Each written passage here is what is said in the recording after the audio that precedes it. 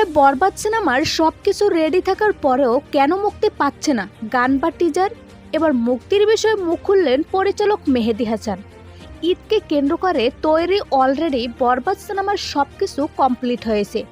গত 2 মাস আগে বরবাদের ফার্স্ট লুক প্রকাশ করা হয়েছিল, যা প্রশংসিত হয়েছিল অনেক। তবে দীর্ঘ সময় কেটে গেলেও এখন পর্যন্ত কোনো টিজার বা গান বা দ্বিতীয় লুক প্রকাশ করা হচ্ছে না, যা নিয়ে সমালোচনা শুরু করছে ভক্তরা। তবে সম্প্রতি এই বিষয়ে পরিচালক তার ফেসবুকে বলেন, দেখুন, আমরা সব কিছু রেডি করেছি।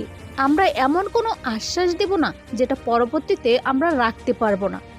এর আগেও আমরা যা বলেছিলাম তাই করেছি, তাই বলবো, একটু ধৈর্য ধরেন। বড় চমক নিয়ে আপনাদের সামনে হাজির হব।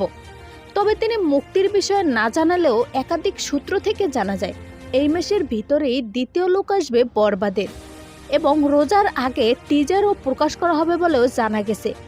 সো ভিউয়ার্স, আপনি কিসের অপেক্ষায় রয়েছেন, দ্বিতীয় লুক নাকি টিজারের? জানিয়ে দিন কমেন্ট করে।